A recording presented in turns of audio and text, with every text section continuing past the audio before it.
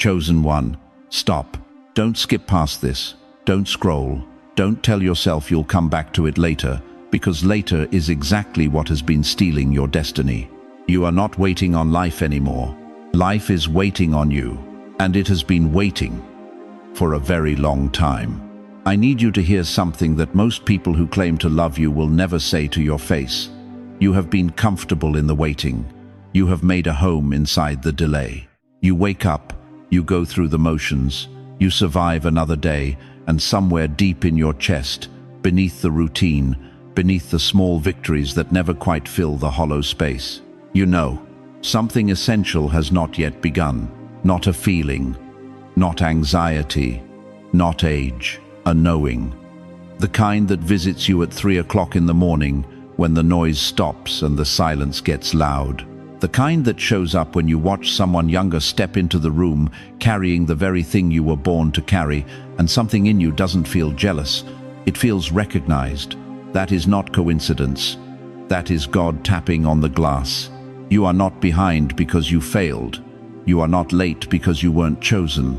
You are late because you have been circling the platform while the train sits there, steam rising, doors open, waiting on the one passenger it was built to carry. There is a key that has been sitting in a lock for years. There is a house fully built that has never been entered. There is a seed still in your hand long after the season for planting should have passed. And here is what no one is telling you. God is still waiting. His grace is still extended. The assignment written over your life before you drew your first breath has not been cancelled, but the window will not stay open forever. This is not condemnation. This is not shame. This is a warning delivered by someone who loves you too much to flatter you.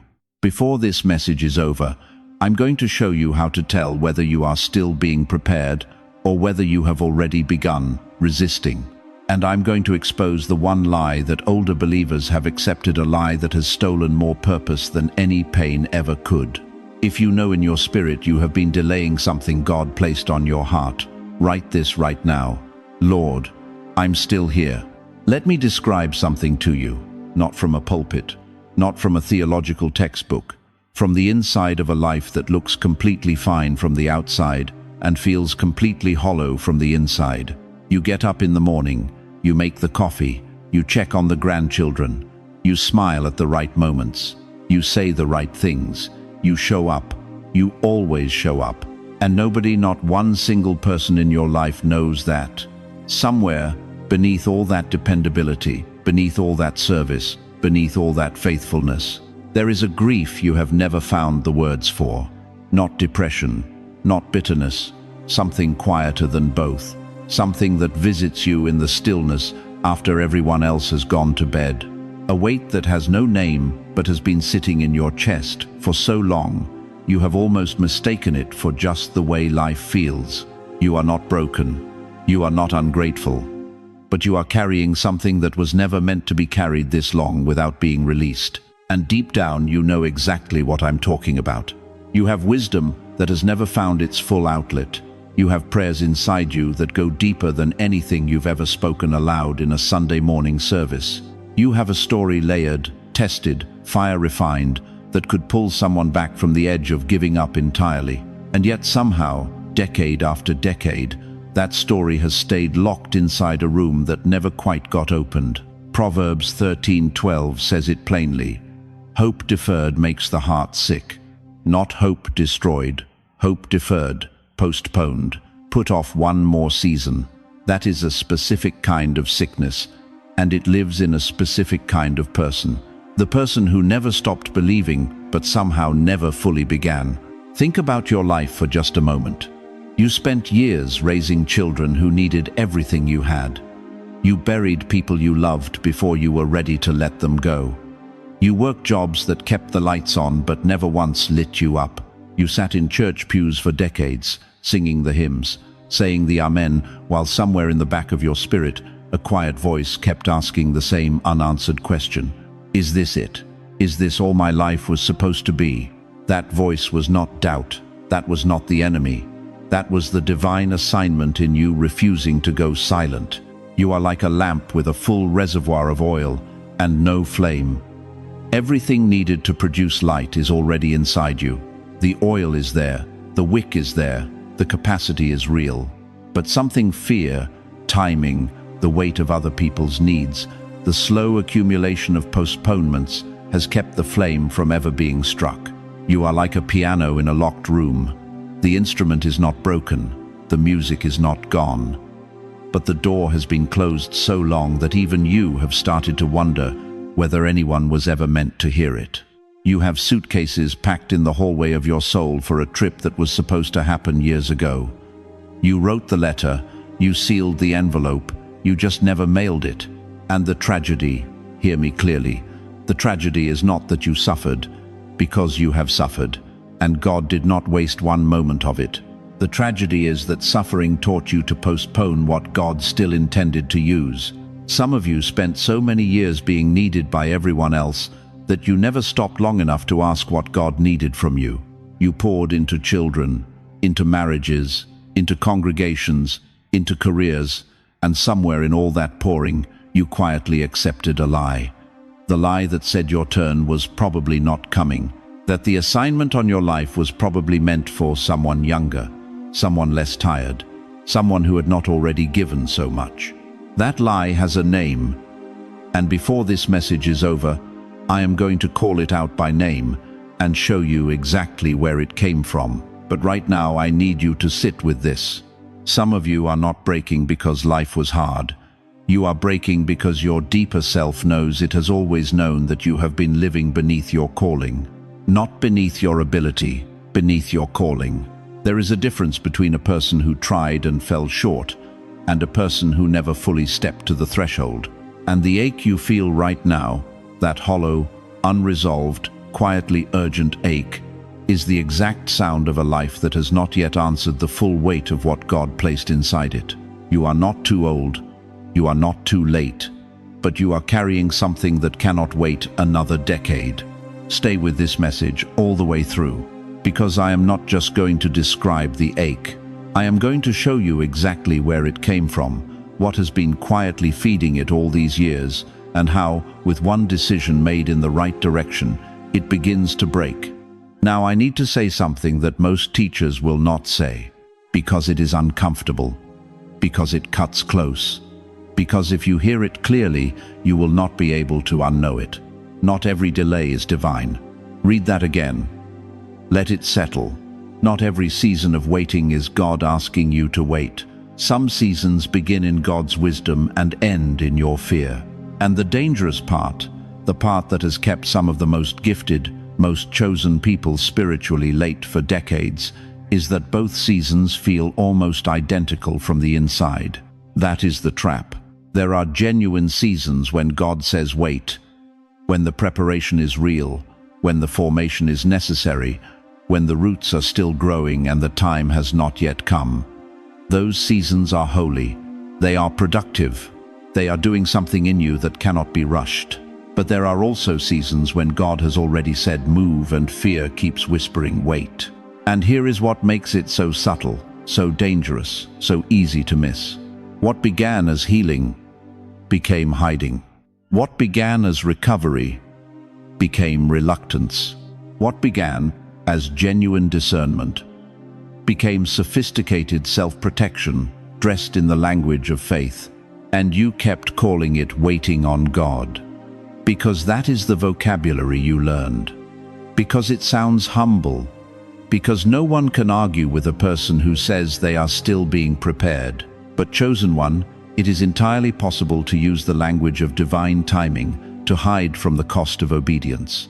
Look at Moses. God gave him a wilderness season, 40 years of formation, of stripping, of rebuilding. But the wilderness was never meant to be his permanent address. The day came when God spoke from a burning bush and said, enough preparation. Go stand before Pharaoh. And Moses, this man of God, this chosen deliverer, began listing his weaknesses, his speech, his past, his inadequacy. He asked God to send someone else. That was not humility. That was a man trying to extend the waiting season past its expiration date. Look at Esther. She had been prepared, positioned, placed inside the palace for such a time as this. But when the moment arrived, her first instinct was to pull back, to find a reason why the timing was not quite right. And Mordecai said to her something that should shake every chosen one listening right now. He said, "If you remain silent at this time, relief will come from another place, but you and your father's house will perish." That is not a gentle nudge. That is a warning that window's close. Look at Abraham. God called him to leave everything familiar, his country, his kindred, his father's house. Abraham did not have a detailed map. He did not have a 5-year plan. He had a word. And Genesis 12 says simply, he went. No extended negotiation. No waiting until conditions improved. He went. And look at the disciples in that upper room. The Holy Spirit had fallen. The power had arrived. The commission had been given. And they could have stayed there. It was safe there. It was warm there. Every experience they had ever wanted from God had happened inside that room. But the room was never the destination. The room was the launching pad. And here is the question you need to sit with right now. Have you been living in the upper room? Safe, spiritual, surrounded by the presence, but refusing to walk out the door into the assignment that presence was given to fuel. Think about medicine that started as healing and became dependence. Think about a hallway that was meant to be temporary that became home. Think about training wheels that were supposed to come off 2 years ago, still attached, still spinning, still telling you that you are not ready to ride without them. Think about a gate that heaven opened fully, completely, unmistakably opened, and you are still standing on your side of it, polishing your shoes, waiting to feel more prepared. Here is the one sign that tells you when preparation has quietly turned into resistance. When the thought of actually moving forward produces more fear than the thought of staying exactly where you are, that is not preparation. That is avoidance wearing preparation's clothing. Real preparation produces readiness. It builds toward movement. It creates momentum. But resistance disguised as preparation does the opposite. It finds new reasons to wait with every passing season. It raises the bar just high enough that you never quite clear it. It keeps you permanently almost ready. And the years pass. And the window stays open longer than it should, because God is more patient than you deserve. But chosen one, patience is not the same as permanence. The gate does not stay open forever. So before we go any further, I need you to stop and ask yourself one honest question. Not the version of the question you can answer comfortably, the real version. Am I still being prepared? Or have I become afraid of what obedience will actually cost me? Because the answer to that question is not just about your calling, it is about the rest of your life. And what I am about to show you next will make that answer impossible to ignore.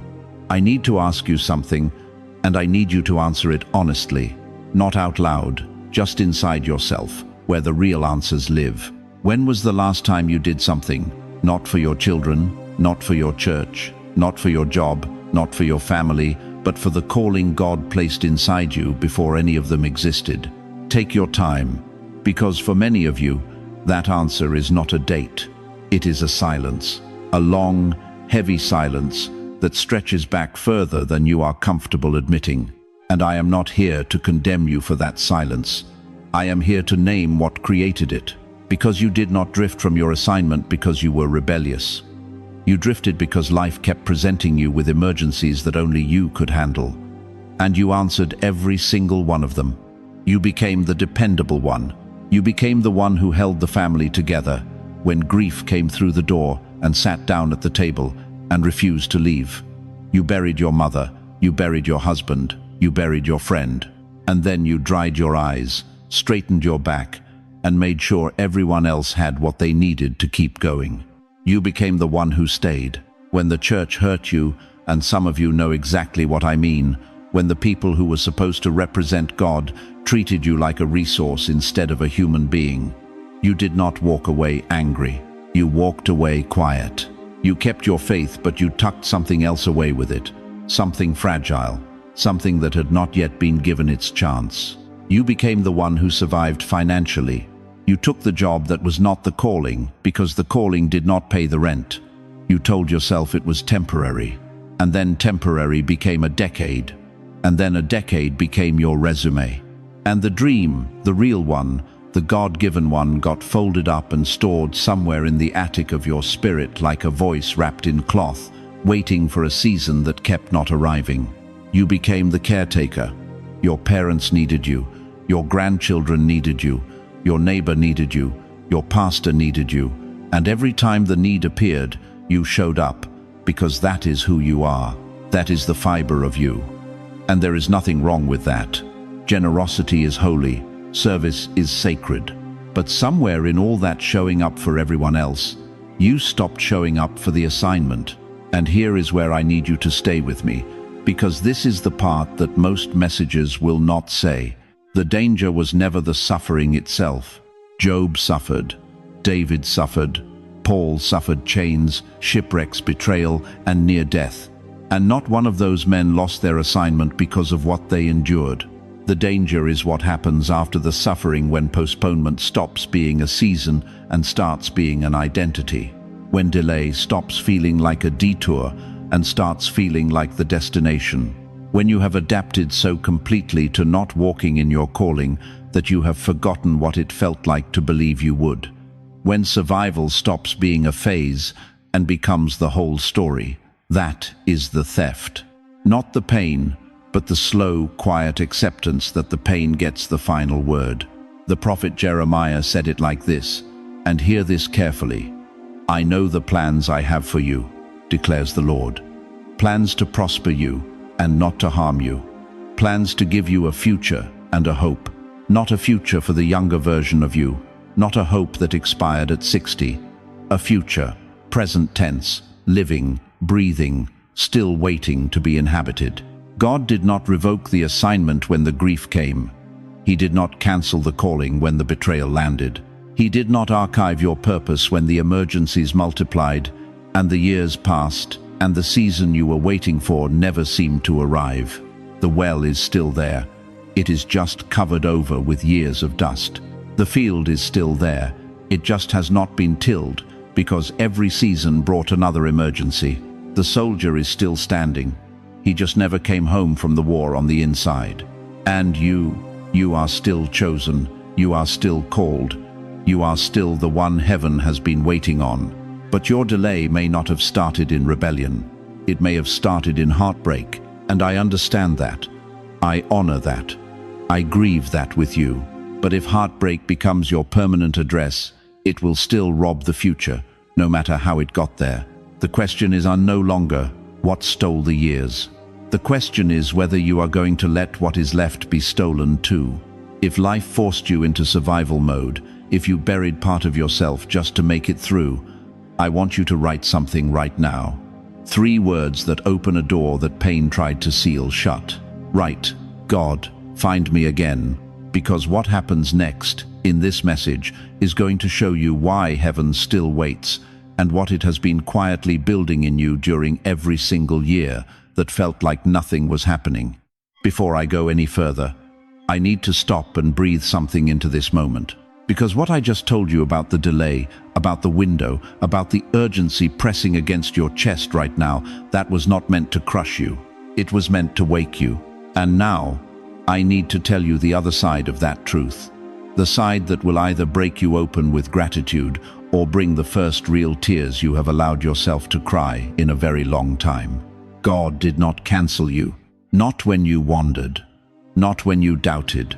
Not when you put the calling down and walked away and told yourself you were done. Not when years passed and nothing moved, and you stopped talking about it because it hurt too much to keep hoping out loud. He left the porch light on. Every single night you were gone. Every season you were silent. Every morning you woke up carrying that hollow ache and told yourself it meant nothing. The light was still burning. The door was still unlatched. The Father was still standing by the window, and He is standing there right now. But chosen one, I need you to understand something about that patience because you have misread it. God's waiting is not indifference. It is not His way of saying the assignment no longer matters. It is mercy, active, intentional, costly mercy, the kind that does not come cheap and does not last without limit. Look at the ones who came before you. Jonah ran. God pursued him into the storm, into the deep, into the belly of 3 days of darkness. And when Jonah finally surrendered, the assignment was still there. Nineveh was still waiting. The calling had not expired. Peter denied the Lord 3 times in one night, at the fire, out loud, with witnesses. And Jesus, risen from the dead, standing on a shoreline at dawn, did not say, "Find someone else." He said, "Feed my sheep," 3 times, once for every denial. The restoration was as specific as the failure. Moses stood at a burning bush and gave God 5 reasons he was the wrong man. 5. And God answered every single one. Not with frustration, with provision. The calling did not shrink because Moses hesitated. The Exodus still happened. 400 years of bondage still broke. Because God does not abandon what he authors. Abraham was 100 years old. Sarah had long stopped believing. The promise looked biologically impossible and socially embarrassing, and Isaac still came. Because when God speaks a thing into existence, human math does not get the final vote. Anna was 84 years old, a widow, living in the temple, fasting and praying decade after decade after decade. The world had long since stopped expecting anything from her. And then one morning, a young couple walked through the door, carrying a 40-day-old baby, and Anna recognized what angels had announced. She did not miss her moment. After 84 years, she did not miss it. And Caleb, 85 years old, standing before Joshua, and he did not ask for retirement. He did not ask for a comfortable place to rest. He pointed to the mountain, the same mountain he had believed God for 40 years earlier, and he said, "Give me this mountain." 85 years old, still asking for the hard thing, still believing the promise was worth climbing for. Chosen one, do you hear what I am telling you? Your age is not your disqualification. Your history is not your sentence. Your delay is not your verdict. But here is the word I need you to hold very carefully right now, because mercy has a purpose. And if mercy is ignored long enough, it becomes a witness against the very person who refused it. God's patience is not permission to stay still forever.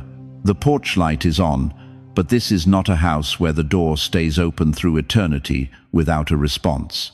The lamp is still burning in the upper room, but lamps require oil, and oil is not unlimited, and the wise ones understood that. God did not replace you, but he will not force you. He will not drag you across the threshold. He will not pick up the seed from your hand and plant it himself.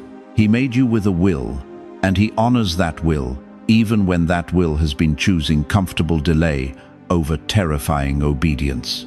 The question is not whether the calling is still real. The question is whether you will answer it while the light is still on.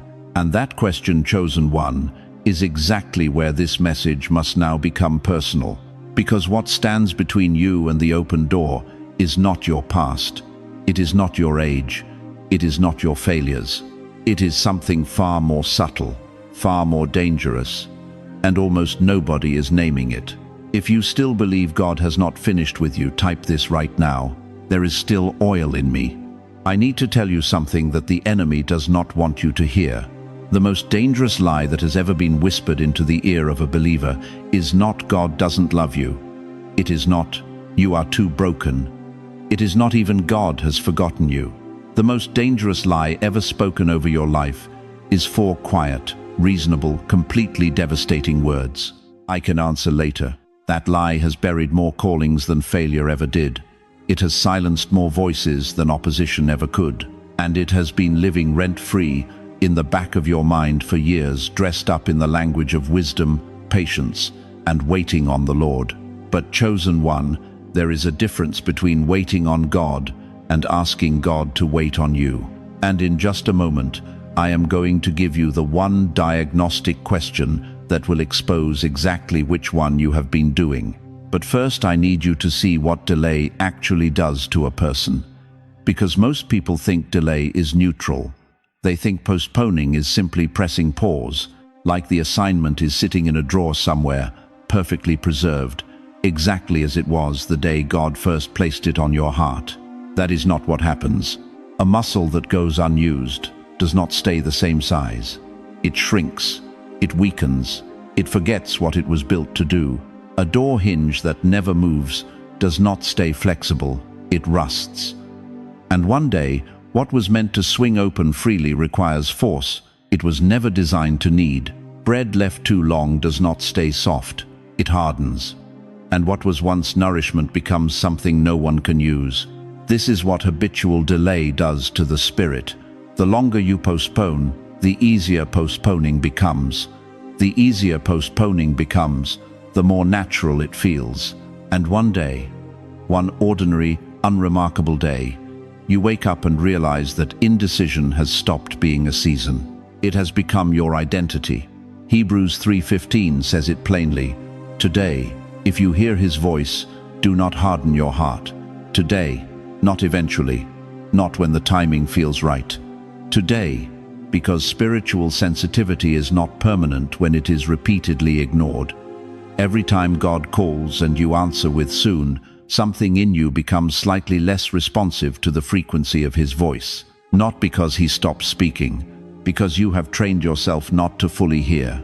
Now let me get specific, because I know exactly how this sounds inside the mind of someone who has been carrying this.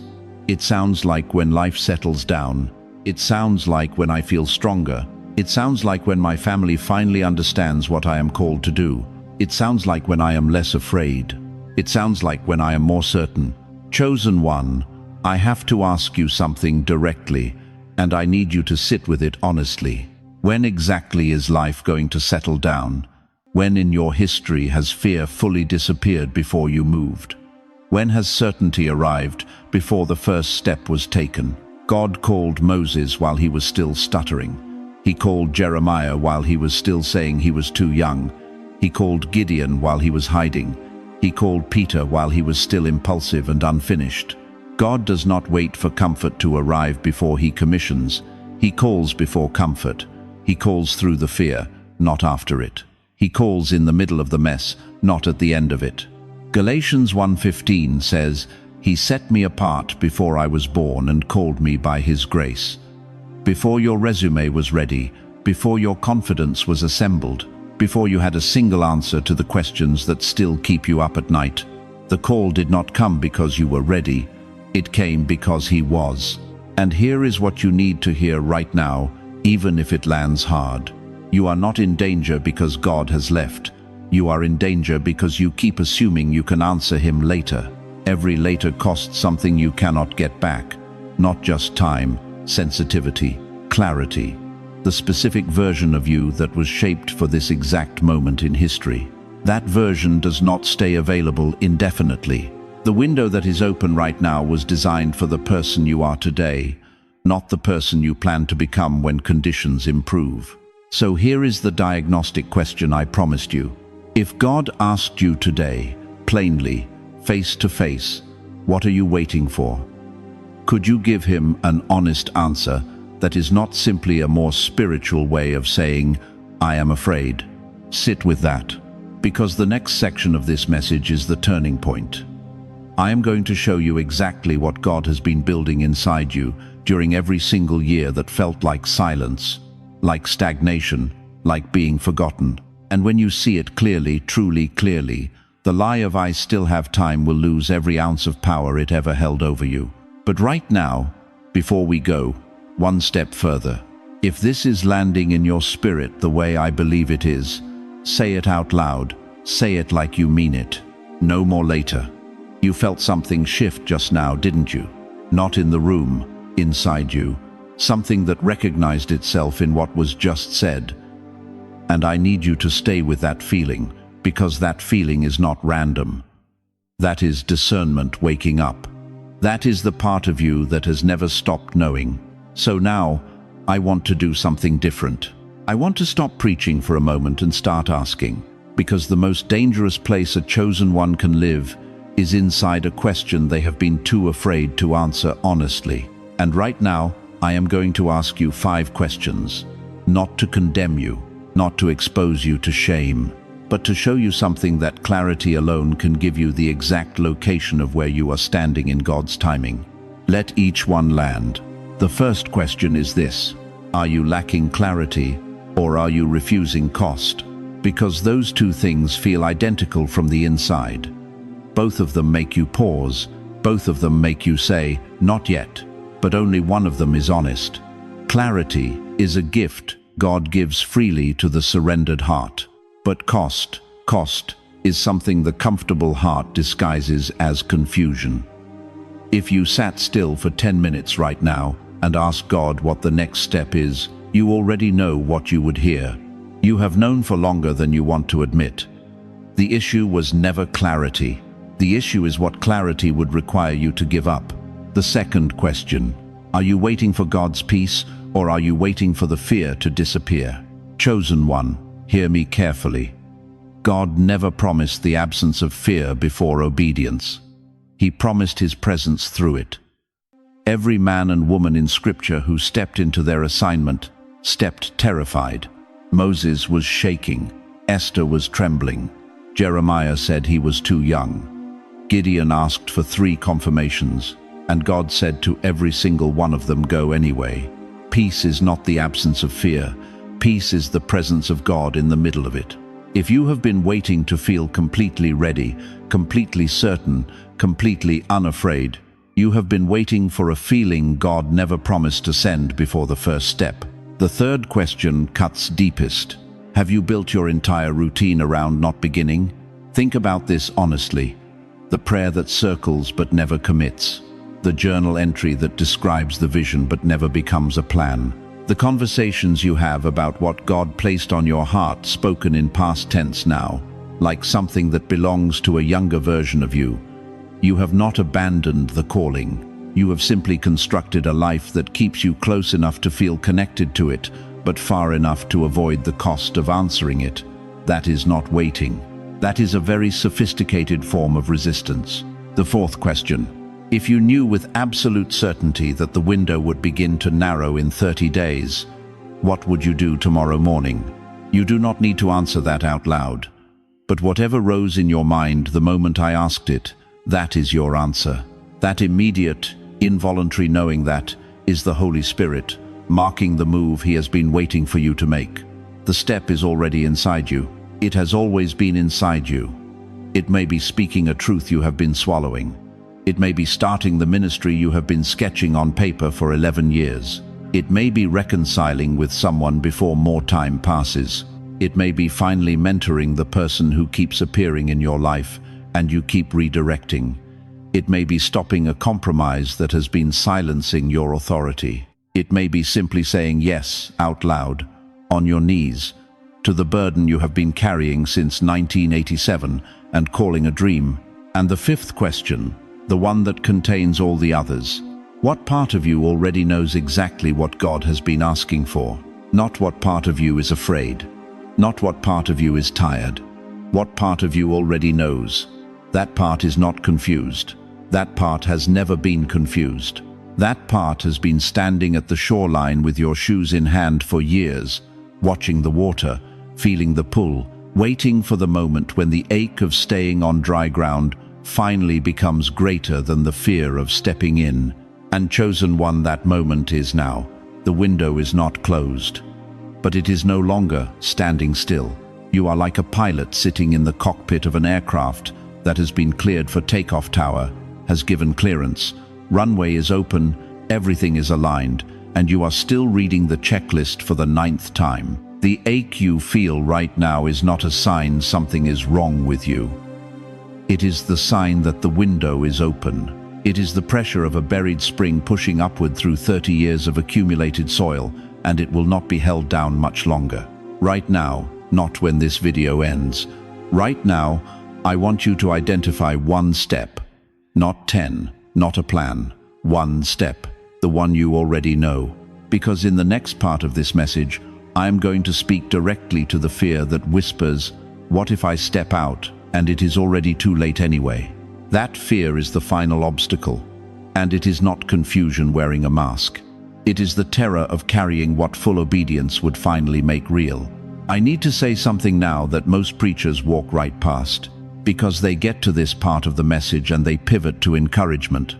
They tell you God is faithful. They remind you the promise is real. They send you home feeling warm, and you leave unchanged. So I'm not going to do that. I'm going to stay right here with you in the hard place. Because what I'm about to name is the thing that has been operating underneath every delay you've experienced, and it is not what you think it is. You are not still waiting because you don't believe God. You are still waiting because part of you is terrified that He is going to answer. Let that land. The final enemy standing between you and your destiny is not doubt. It is not the devil. It is not your past. It is the quiet, unspeakable fear that the calling is actually real, and if it becomes real, you will have to become real too. Think about Moses. This man stood before a burning bush. God Himself spoke his name out loud. And Moses said, "I can't speak, not I won't, not I refuse, I can't." He buried his assignment under the language of inadequacy, because if he accepted the commission, he could no longer hide behind who he used to be. Think about Jeremiah. God said, "Before I formed you, I knew you. I ordained you a prophet to the nations." And Jeremiah said, "I am only a child." He reached for smallness the moment greatness called his name. Think about Esther. She knew what she was born for. She knew the moment had arrived. And still, she hesitated at the door of the king's court. Not because she didn't believe God, but because walking through that door meant she could never again pretend she was just an ordinary woman. Think about Peter. After the resurrection, after the fire on the beach, after Jesus looked him in the eye and asked, "Do you love me?"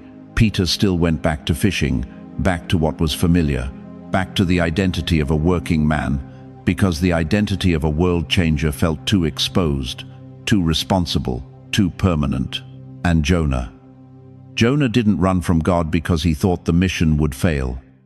He ran because he knew it would succeed, and success would cost him everything he had quietly decided he was allowed to keep. This is the threshold fear, and it has a specific shape in the life of a chosen one. It is the fear that if this actually works, people will watch you. And watching means judging. And judging means the possibility of disappointing the very people whose approval you have spent a lifetime quietly collecting. It is the fear that the new version of you, the commissioned, activated, fully arrived version, will not recognize the old relationships.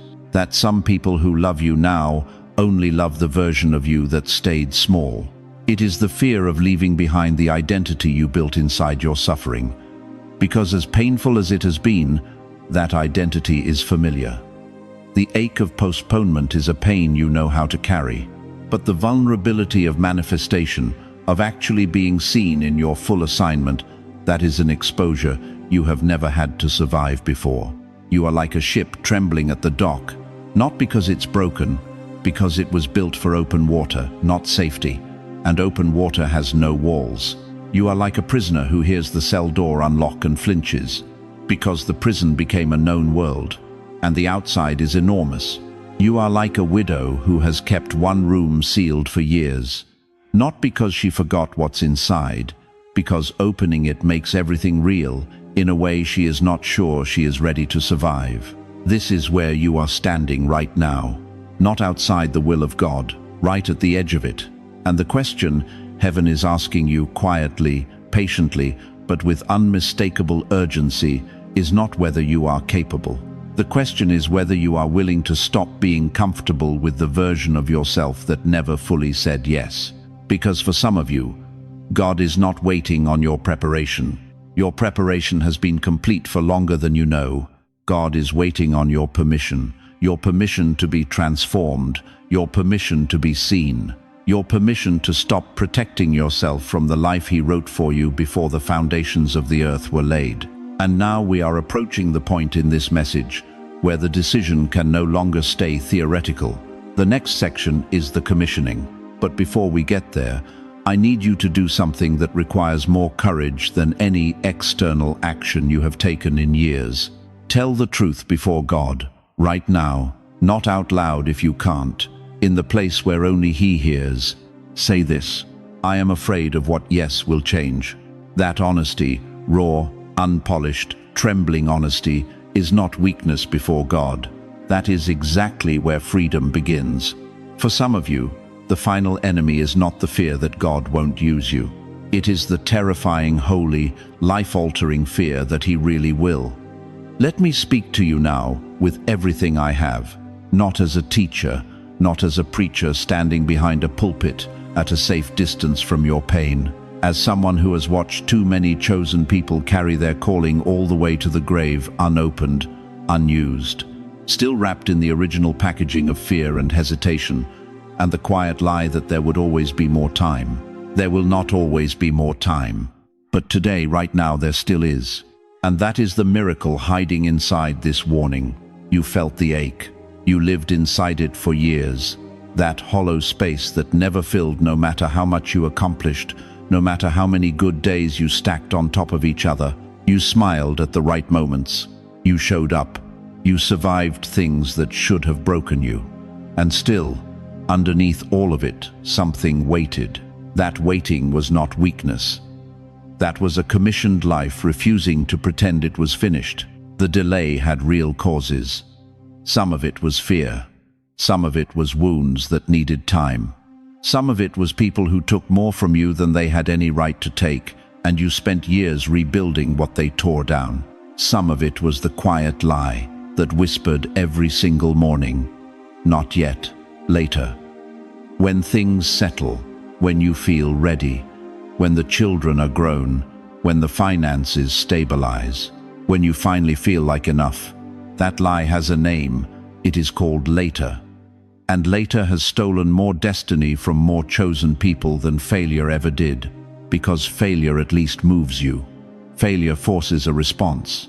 But later just keeps you standing still while the clock runs. Ezekiel stood in a valley.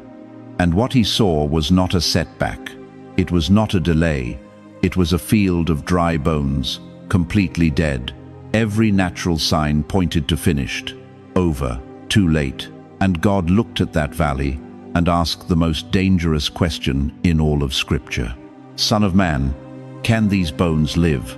He is asking you that same question right now. Not about your past, about your right now. Can this still live? Can the calling you have been carrying, the one you have almost talked yourself out of 100 times, can it still breathe? Can it still move? Can it still become what it was written to be before you were ever born? And here is what the Spirit of God is saying over your life in this moment. Yes, it can. Those bones rattled. They came together.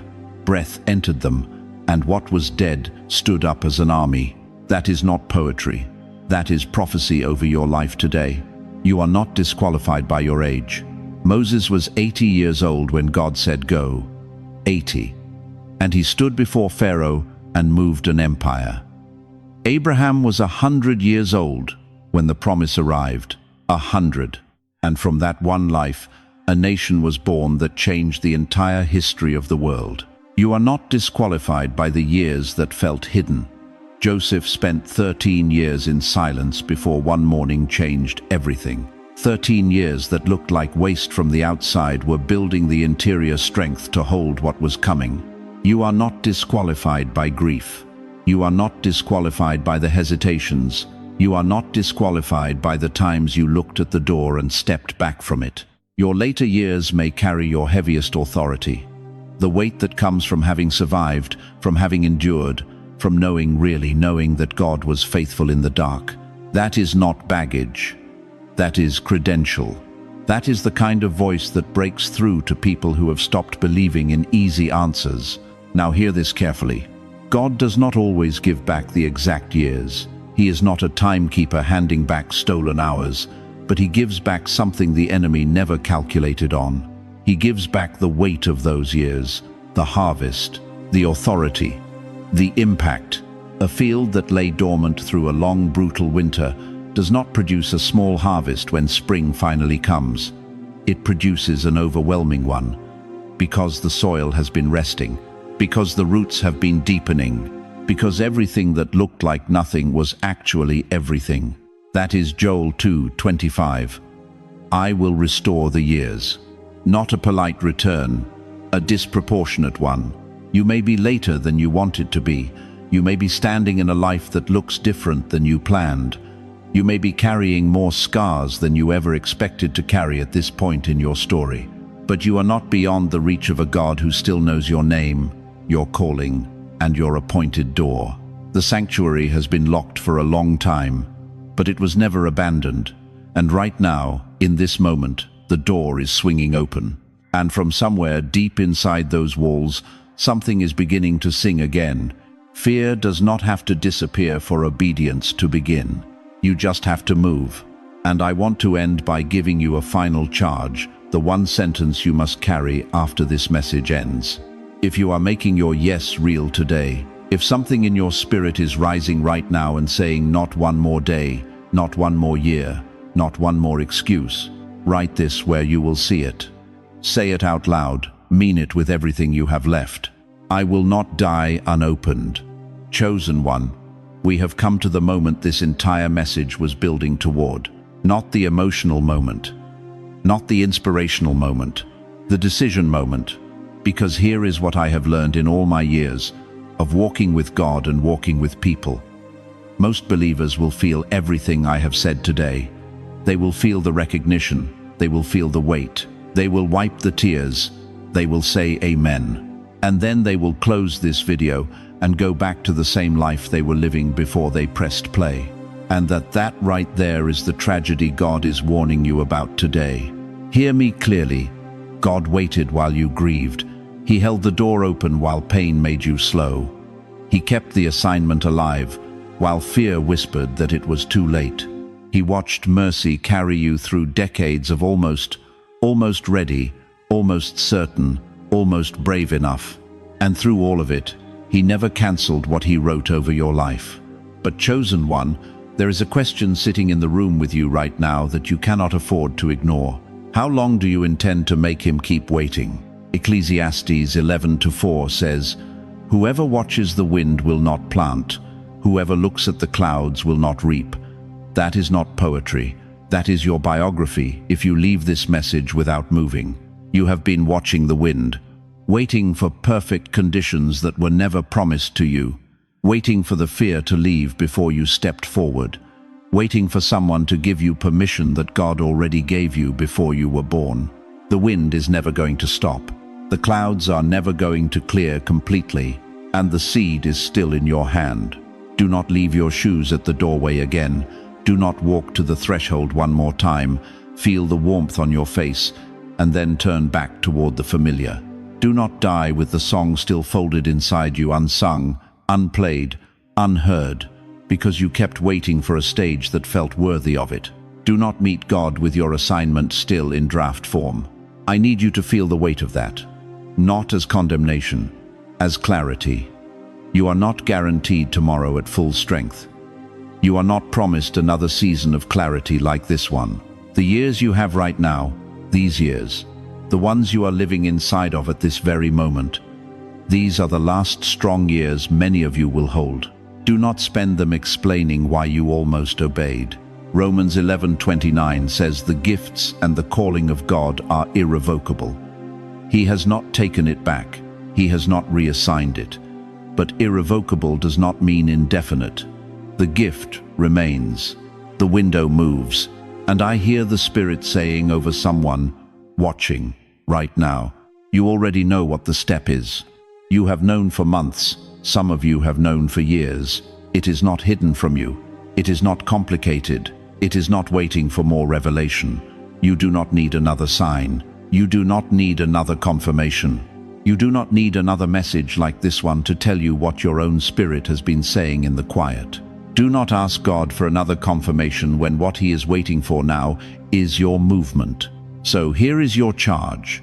Before this day ends, within the next 24 hours, you are going to take one step, not the whole plan. One step. Make the phone call you have been avoiding. Write the first page. Start the prayer group. Share the testimony you have been keeping private because you were afraid of what people would think. Apologize to the person you have owed an apology to for years. Return to the hidden gift you buried under practicality. Say yes in visible, concrete, irreversible form. One step, taken in obedience. carries more spiritual weight than 1,000 intentions left in your chest, because here is the truth that changes everything. You are not just late for yourself. There are people, real people, people with names and faces and wounds who are on the other side of your yes. They are waiting for what only your particular story can give them. Your specific scars, your specific survival, your specific voice saying, "I made it through, and you will too." They cannot receive that from anyone else. Only you. And every day you delay is a day they wait in the dark a little longer. God is still waiting. His grace is still extended. The door is still open. But chosen one, not for long. The next move is yours. So right now, in the comments, I want you to write 3 words that will seal this moment as a covenant between you and God. Write, "My yes begins now." Not tomorrow, not after you think about it. Right now. Let heaven record it. Let your own eyes see it. Let the declaration become the first act of the obedience that follows. And if you know someone older, someone who feels forgotten, someone who has been sitting in delay so long they stopped believing the assignment was still real, share this message with them today. Be the voice God used to reach you. Stay for the prayer coming next. And before this day closes, take the one step you already know you need to take. The charge has been given. The door is open. The call is real. Now chosen, one move.